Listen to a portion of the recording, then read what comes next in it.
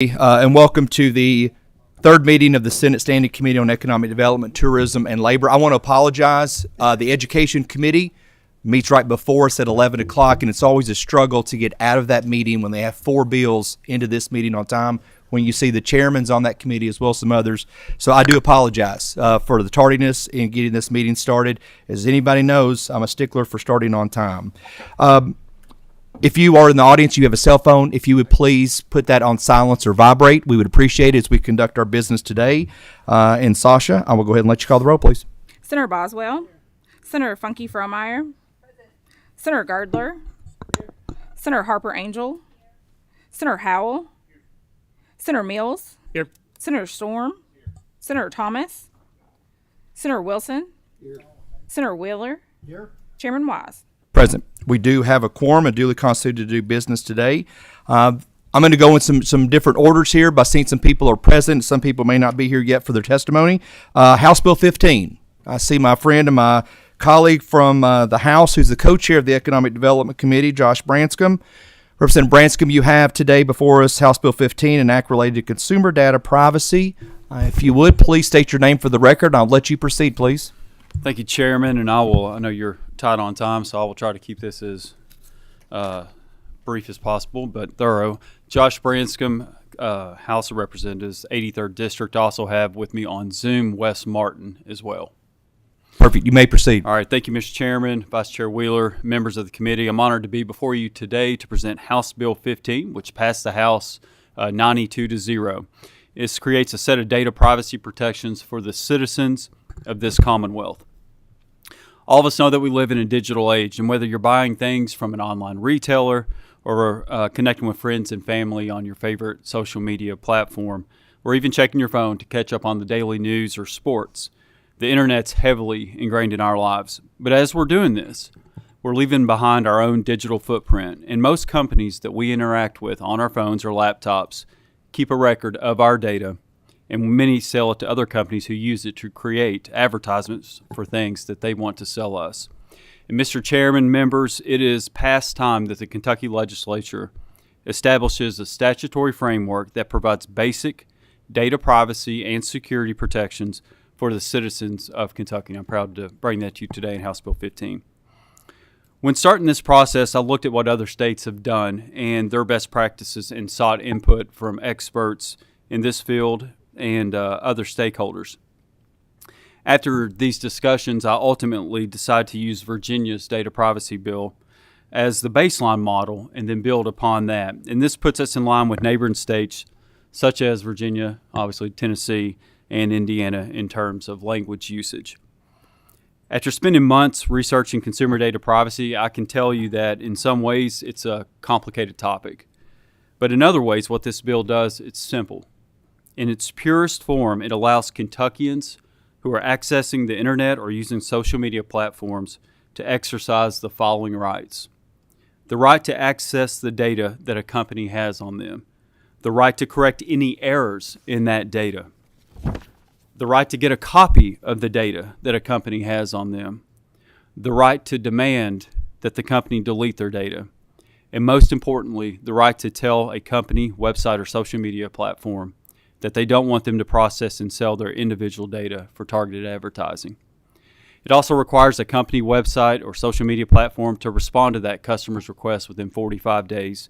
They can get an extension in certain circumstances. They're to provide that service free of charge twice yearly in response to a customer request, and it establishes an appeals process a customer could use if it's denied the right of a consumer to delete their data. Maintain security practices to protect the confidentiality of consumer data, and provide each consumer a privacy notice that clearly tells them how to request access to their data and opt out of the company collecting and selling their data should they choose. House Bill 15 also requires any data controller to create and maintain a data protection impact statement, and this is requiring them to do an audit on their data collection practices. And this bill allows the Kentucky Attorney General to gain access to that company's data protection impact statement.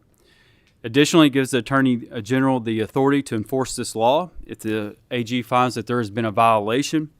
It will give that company 30 days to fix it, and after 30 days, if they have not, the Attorney General can assess a $7,500 fine per violation. This bill does have exemptions for some entities and certain types of data, much of which, if you'll look at those exemptions, is already subject to some form of federal data protection requirements. This bill applies to companies that process data for more than 100,000 consumers, but if a company derives more than 50% of its revenue from selling personal data, that drops down to 25,000 consumers, and this puts us in line with many of our surrounding states. So, Mr. Chairman, as I wrap up here, I am proud to have worked with a multitude of groups across various industry sectors, from business organizations, chamber, retailers, privacy, security, tech experts, on a workable solution that accomplishes the main and the primary focus of this bill, which is to give consumers the right to access and protect their data. I view House Bill 15 as a great starting point. It provides the much-needed baseline statutory protections for our constituents, and it gives our legislature a framework that we'll continue to improve upon for sessions to come. In closing, I mentioned this on the House floor. I just want to emphasize that we owe it to the citizens of this Commonwealth to get policies and protections such as this in place. This is an issue that is not going away, and we cannot afford to continue to kick the can down the road on this. Motion on the bill. I have a motion by Senator Storm, and I have a second, I think, from Senator Mills that came through. Before we entertain a roll call vote, is there any questions on the bill? Seeing none, Sasha, please call the roll. Senator Boswell. I'd like to vote aye, but I would like to explain my vote. Please proceed. I think this bill is the result of a lot of hard work, and I think it's probably the best bill we could get. My own personal preferences, I do not like opt-out provisions. However, I appreciate all the work you put into this, so I'm going to vote aye. Senator Funky Fromeyer. Aye. Senator Girdler. Aye. Senator Harper Angel. Aye. Senator Howell. Aye. Senator Mills. Aye. Senator Storm. Aye. Senator Thomas. Aye. Senator Wheeler. Explain my aye vote. Please proceed. I would like to agree with my colleague, Senator Boswell. I would prefer an opt-in provision, but under the circumstances, I think that's a good compromise, and therefore I'm supporting it. Thank you. Senator Wilson. Aye. Chairman Wise. Aye. I also want to echo the same comments that were made. I also want to thank all the parties. I see many of them on the front row here and others that were collaboratively working with you, as well as other members that have kind to work together on this particular topic. Thank you, Representative Branscombe. Congratulations. Thank you all. The next bill on our agenda is going to be Senate Bill 142. This is an act relating to paid parental leave. The bill sponsor is Senator Amanda Mays Bledsoe. Senator, welcome to the Economic Development Committee. I think this is the first time we've had you before us in testimony, and I see you've got some guests with you. If you first will identify yourself for the record, and then let your guests identify themselves, you may proceed. Thank you, Mr. Chairman. Senator Amanda Mays Bledsoe, District 12. I'm Jason Hall with the Catholic Conference of Kentucky. Ryan Straw, Kentucky State Fraternal Order of Police Vice President and Governmental Affairs Director. Fantastic. Please proceed. Thank you, Chairman and Committee, for the opportunity to present Senate Bill 142. First, there is a sub that has been presented if we could adopt the sub.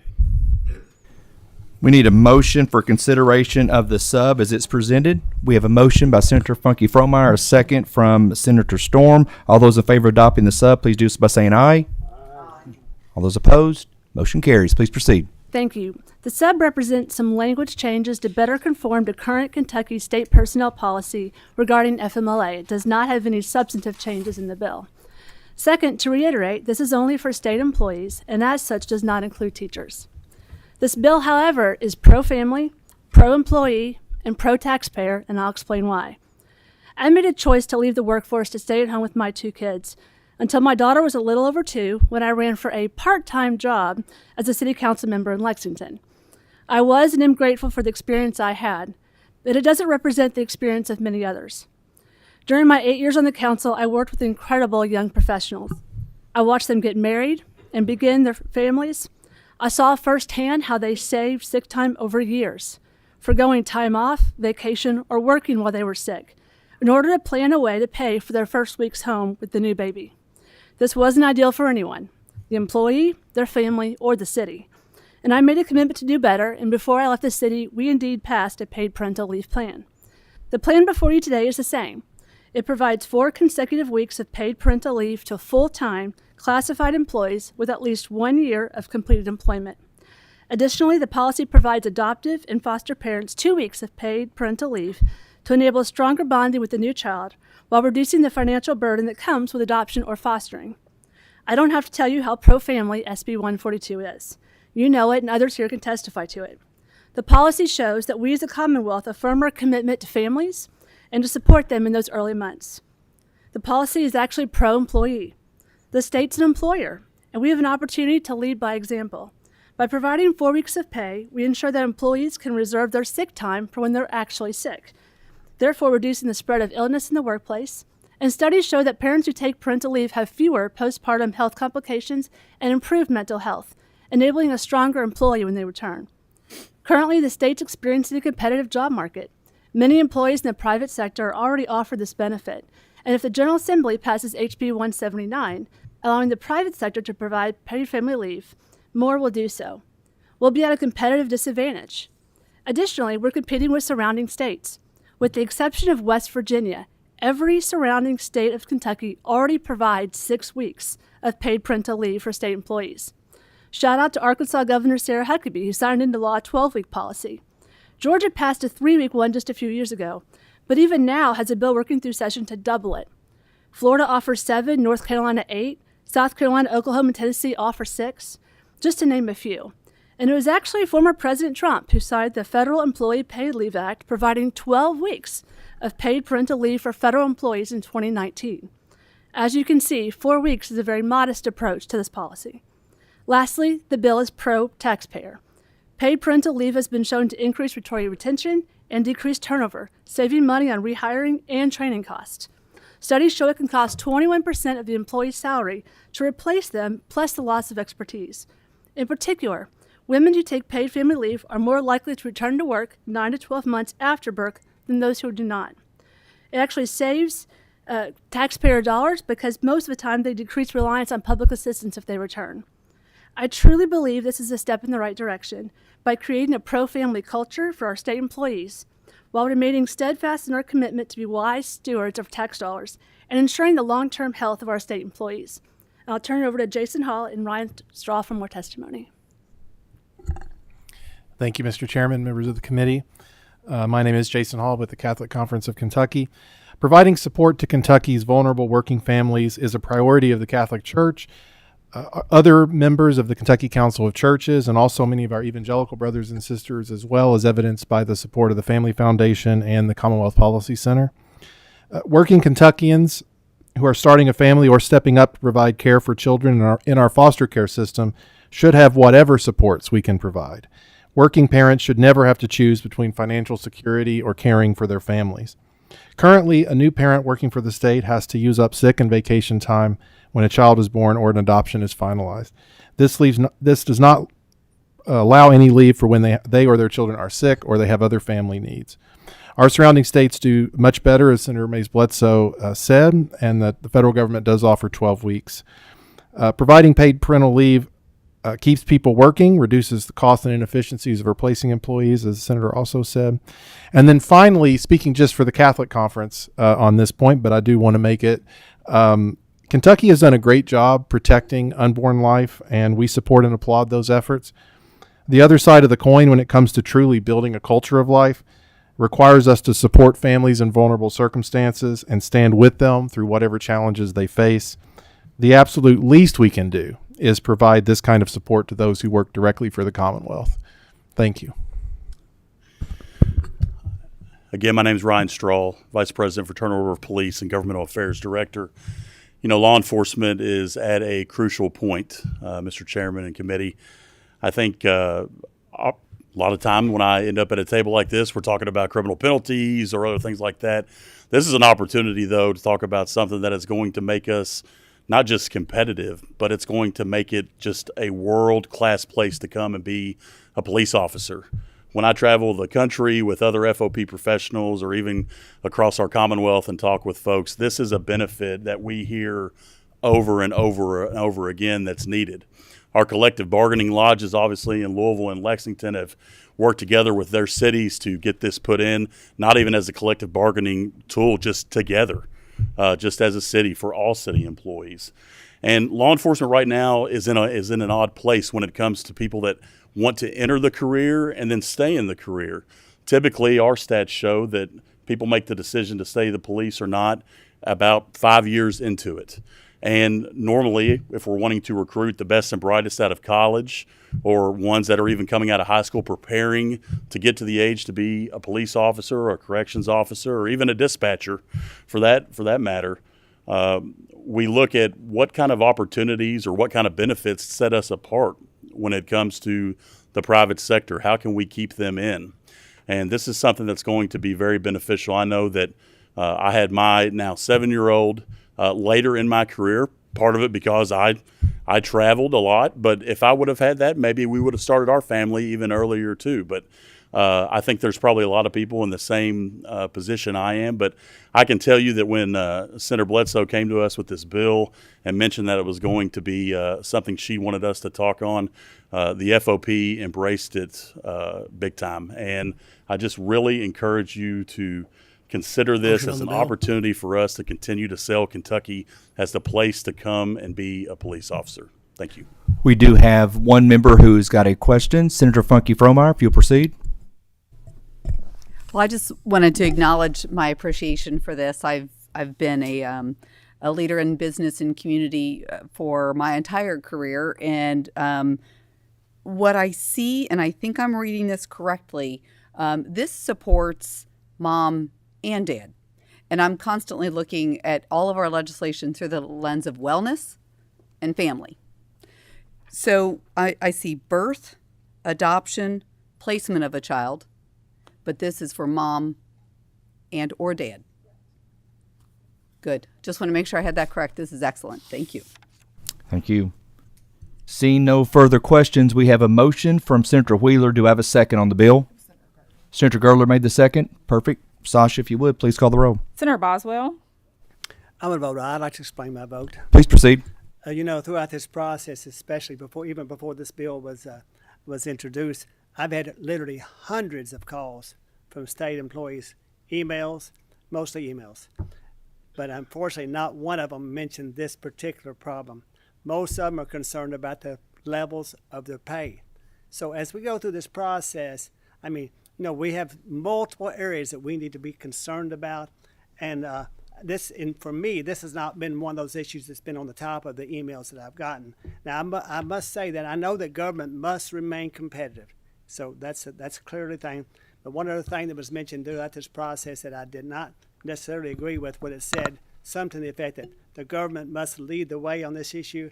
And I don't like it when the government leads the way on anything.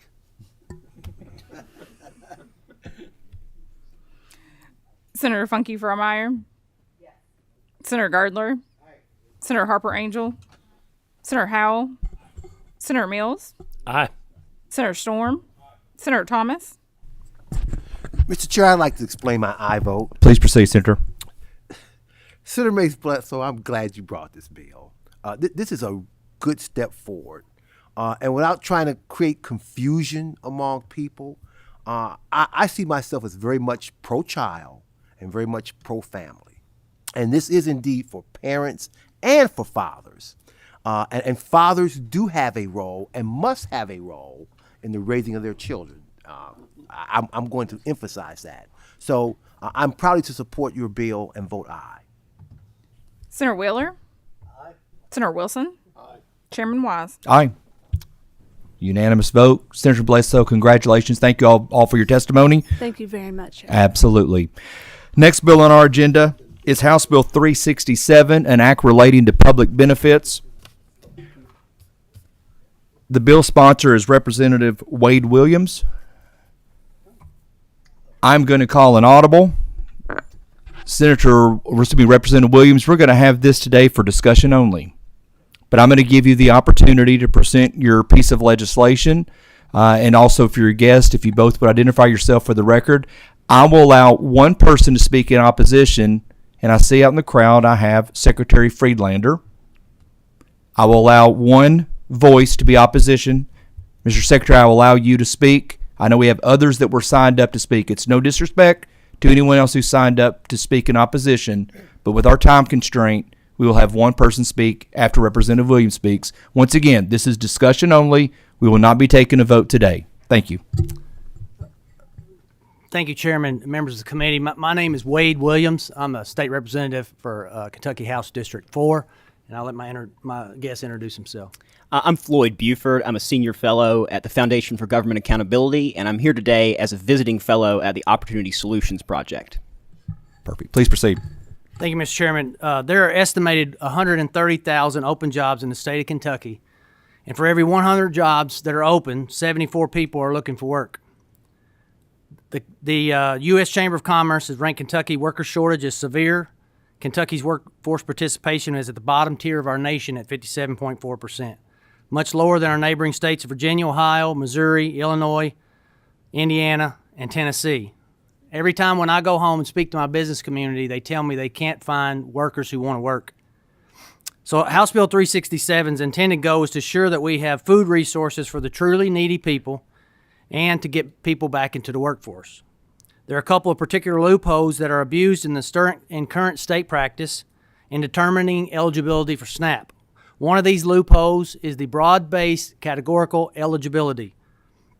This waiver allows people with substantial assets to qualify for food stamps without any checks whatsoever. For example, you literally could have $1 million in the bank and still draw food stamps. The cabinet already does this. They do these checks for much larger programs, but not food stamps. This loophole also raises the income limits to 200% of the national poverty level. That's not including those other exemptions that qualifies for that. That is the highest in the nation, above New York, New Jersey, and several other states. They've also removed the federal asset test, and this asset test was instituted to safeguard an accountability check to make sure taxpayer money was used to help people in need, not those assets they used to provide for themselves. Under current policy, someone with a second home, a new boat, or even an expensive RV could still qualify for SNAP. Another loophole in this bill addresses the work requirement for able-bodied adults without children. This waiver allows adults who could and should be working a waiver that they don't have to work.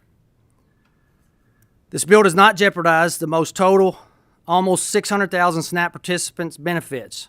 You'll probably hear that in some of the discussion today. This bill does not affect school lunches. 99.9% of every child who is eligible for the National School Lunch Program will be eligible if this bill takes effect. USDA website rule memo in October the 26th, 2023, reduced the CEP eligibility standard from 40% to 25%. I was provided data from the cabinet on how many households this would affect, and running a standard calculation of that calculation, no one will get even near the 40%, much less the new installed 25%. So the CEP will still be intact. This bill does not exaggerate the benefits cliff. The waivers and expansions have simply made it too lucrative to stay on government benefits and are themselves keeping the people from getting back in the workforce. An argument could be made by expanding the amounts we have and truly lengthened the cliff pattern. There can be some arguments that we're missing out on federal money. The state cannot collect taxes on purchases through EBT. Kentucky has an improper payment rate of 6%, and you add that to the fraud, and that dollar figure of $1 costs the state $3.12 in fraud, and you quickly run out of those additional money that's coming in. There's also an ethical discussion of how we should exorbitantly expand benefits in order to use taxpayer money for increased sales receipts. Other states have closed these loopholes. Florida, Missouri, Arkansas, Idaho, Kansas, North Carolina, Oklahoma, and Mississippi prohibit food stamp waivers by statute, and by closing the BBCE loophole, Kentucky would be following the lead of Tennessee, Mississippi, Arkansas, Missouri, Kansas, South Dakota, Wyoming, Utah, and Alaska. And it's a reform that Kentuckians support. Recent poll by the Center for Excellence in Polling found that 80% of likely voters in the Commonwealth support checking food stamp applicants' financial assets to see if they're truly eligible. And I appreciate everyone who's going to testify here today and advocating for what they believe in. I just think we have a difference in philosophies on how much the government should take from taxpayers in order to expand benefits, because there's real cost associated with this. The income limit now is the highest in the nation, and we are still seeing negative effects of workforce participation.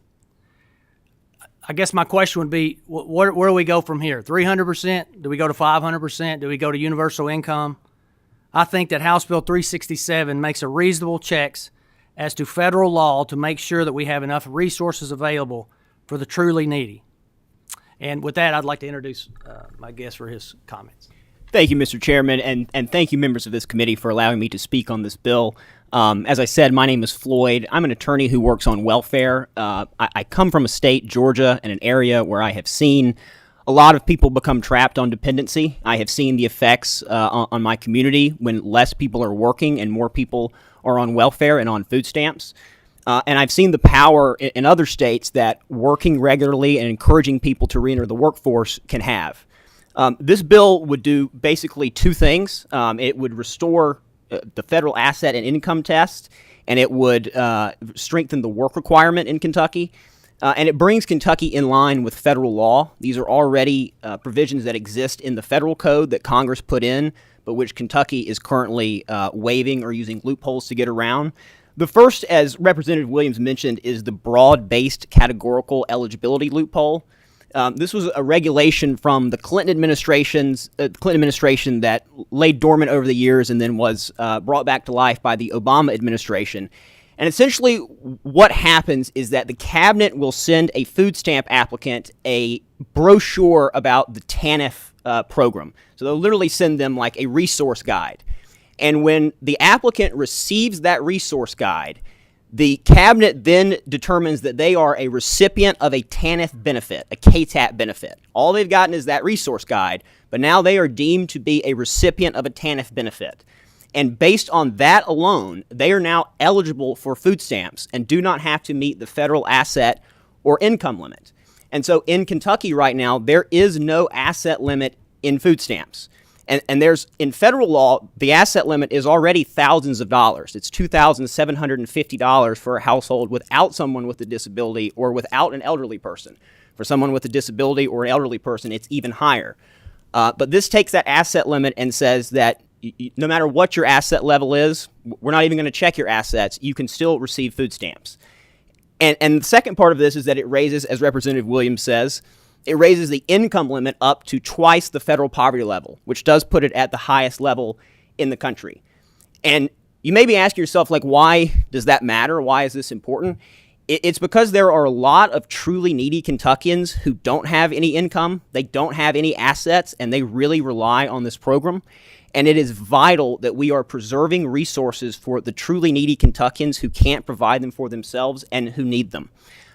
Broad-based categorical eligibility does not affect school lunches. It doesn't affect the way kids get food stamps.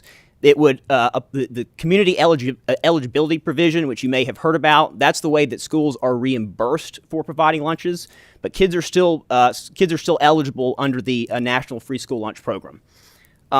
The second part of this bill, let me also just say too about the broad-based categorical eligibility before I forget it, is that the administrative costs, which the cabinet has alluded to, would be, they claim that administrative costs would be in effect for checking the assets of 20,000 people. They're already doing this in the Medicaid program for 1.5 million people. So this would just be 20,000 additional people checking their assets in food stamps. The second part of this bill, which is captured in subsection 2C, is a reform that has to do with work requirements in food stamps. And there is a work requirement in federal law in food stamps now, and it applies to able-bodied adults who are between the ages of 18 and 52 and who don't have dependent kids. So we're not talking about those with disabilities. We're not talking about primary caretakers. We're talking about able-bodied adults who should be working. And the work requirement isn't even really a work requirement per se. It's a requirement that you work, train, or do volunteer work. You don't have to have a paying job. And it's only for 20 hours per week. And that's in federal law. That is the federal requirement. But Kentucky has used a waiver in federal law to waive that work requirement across large parts of the state, so that in a lot of parts of the state, able-bodied adults on food stamps have been under no requirement to work. And I can speak from seeing this in my community and from other places around the country that When people aren't working and when they are relying on food stamps, that has incredibly detrimental effects to small businesses, especially to grocery stores. I've seen this because when people are shopping with food stamps, their spending power is greatly reduced. The spending power of an earned dollar is about double that of a food stamp dollar. So when people are shopping in a store with a food stamp benefit, they are spending less than they could be if they had money they were earning when their income is going up. So it's incredibly important to support businesses and to support our communities, that we are preserving these programs for those who truly need it, and that we are encouraging people to re-enter the workforce and become self-sufficient. I appreciate very much you allowing me to speak, and I'm happy to take any questions. Gentlemen, thank you very much. We are under a time constraint. I'm going to go first to Senator Howe with the first question. Then we have two more after that. Members, time constraint. Please proceed. Thank you, Mr. Chair. I'll be brief. Thank you, Representative Williams, for bringing this. I could not agree more that this is an issue that we really need to dig into and look into. And I just want you to know how much I appreciate your time talking through this with me and listening to my concerns over it. For the sake of brevity, I know we have a lot of time. I don't want to go into my concerns. You and I've talked about them. I look forward to being able to work with you and address those to see if we can clear up some of my questions. I just wanted to let you know I appreciate your efforts in this. Senator Wheeler. Thank you, Mr. Chairman, and yeah, Representative Williams, you have, obviously we're all busy right now. You have offered to get with me. I mean, I've got some concerns about this bill too, and in general, I don't think that people who are, obviously public assistance doesn't need to be abused, but I mean that the figure of $3.02 of fraud per recipient seems to be really, really high to me. I mean, I think you could always expect some leakage with social programs. You're going to have that. We all remember the Welfare Queen video in the 80s. Some of us do, at least. But I also have a little bit of an issue with the map that $1 of food stamps is less than $1 of real cash in the grocery store.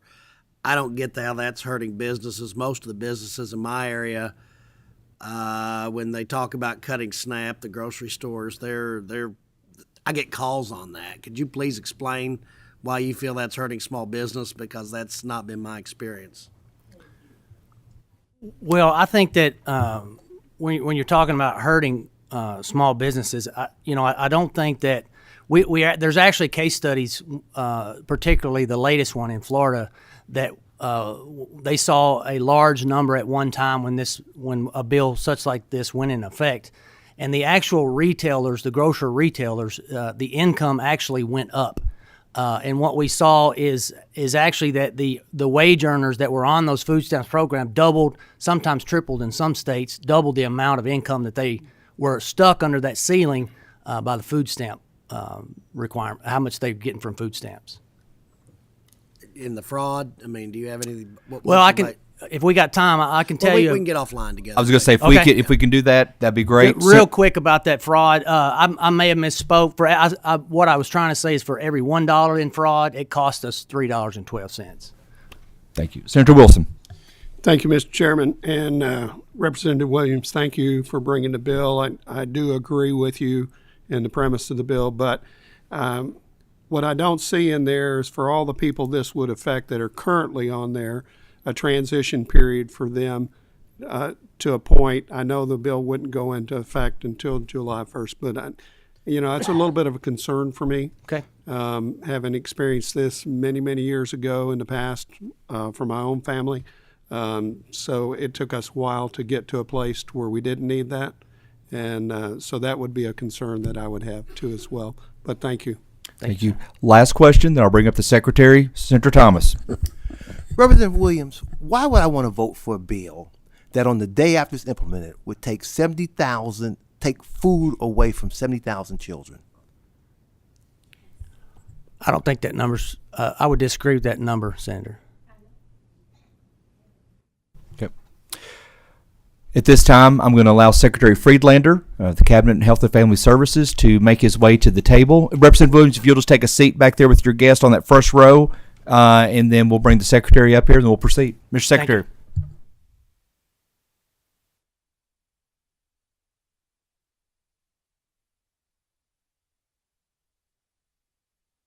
I do not think you've ever testified before this committee, sir. A pleasure to be here today. Eric Friedlander, Secretary of the Cabinet for Health and Family Services. I have heard your admonishments to be as brief as possible, and I will try to be brief and general at the same time, but cover the points that I think are salient. Thank you, sir. First, one of the first things I want to do is thank you. We've worked together on Senate Bill 50 many years ago around single pharmacy benefit manager, PBM, and probably saved hundreds of millions for the state. So I think it's an example of when we work together, good things happen. In that same vein, a couple of folks here, there's been a lot of work that's been done on the benefits cliff task force. A lot of work that's been done on benefits cliff issues with the General Assembly over several years. And what I will say is, usually what that work has done is what are those off-ramps for a public benefit? And really, there's really never been a recommendation around either SNAP or childcare or TANF that would say you reduce that benefit. That increases the benefits cliff, doesn't decrease it. And so that's a concern that I think I have. And it also, I don't see it reflected in any of the benefits cliff work that's been done by the General Assembly, and some of you all participated in that. Another concern that I have, and I like being in front of economic development because these are the arguments I like to make, right? One is, I was with you. I'm not sure how a dollar's not a dollar, but okay. We spend on the assets test, and we will spend. By looking at assets test, we will spend more funding. The only group that we asset test in Medicaid are those folks in nursing facilities. The rest, the vast majority of that 1.5, we don't assets test. The only other place where you might talk about that might be in childcare, but that's you can't have any more than $1 million. So it's a very different. It's kind of apples and bicycles. So there are those pieces of it. So we'd spend a little more. We'd probably cost local grocers. I'm figuring somewhere in the neighborhood of $100 million if you want to look at like support for local grocers and food deserts. And I invite you to talk with Senator Higdon, who is a former grocer, who will tell you about his experience. And really wanting to break the SNAP benefit into two, because when he gets to the end of the month, what happens in his grocery stores was not good. He became unprofitable at that point, and I would encourage you all to speak with him about that. The other piece that I want to say about this bill, and again I'm trying to go as quickly as possible. If you have 130% if you're at 130%. Between 130% and 200% of poverty, you know what that means? It means you have a job, right? So the people that would come off the roll if you went back to 130% of poverty are folks who have a job already, right? So this actually disincentivizes work, I think, and related to the assets test, how do you support somebody going to work? Right? It's 2,000, whatever the number was. I'm going to get close on it. Well, most cars are worth that. So if you have a car, and there's some special rules around cars and individuals with disabilities, and so I don't want to paint with too broad a brush, but how do you get to work if you don't have a car? So my concern is that assets test is there because we actually are trying to support people to get to work. That's the reason when the waivers on those counties that we have asked for relate to if the unemployment in that county is 20% above the national average. So again, are there jobs in those specific counties that are less available in those counties than they would be otherwise? And so I realize I'm painting with a really broad brush. As you know, there are several folks here to speak probably more passionately about like the impact on individuals. But again, the assets test. If you're a senior, you're more likely to have assets. So this could affect them even to a greater degree. So I appreciate that this is for discussion. I look forward to discussion. I hope you all know I do think that when we work together, we often come up with better legislation, and I look forward to the opportunity to do that. We've done that on one of your bills already, and so we can work together, and I believe we can get to a better place. And so I am concerned about the impact. I'm concerned about the impact, like I think about with Medicaid, right? That these are funds that flow to our local communities and local grocers, and I think about them as well. So I appreciate the economic angle of this. SNAP was sitting in agriculture because it was really about supporting farmers. And I think we're a long way from there, really, but it's true. So I've taken enough time, and I promise to be brief. And I just really, really appreciate the opportunity to address this and look forward to more discussions in the future. Thank you, Mr. Secretary. Appreciate your testimony. Here's what we were going to do. By having the discussion today, we will see as the process goes from here. It is a process. Even those members in the audience, in my 10 years, I've seen the process work. Representative Williams, what I would encourage you to do is members who've had concerns on here, I trust you. You're a good man. And I know, like you said with the Secretary, you're willing to work. I'm willing to work with these legislators up here on the committee and others that are here today. Thank you for your time. I do apologize. If you signed up, it's nothing against you. This is for discussion only, and that's why we allowed one person representing the cabinet to speak today. Seeing no further business, do we have a motion for adjournment? So moved. Thank you all.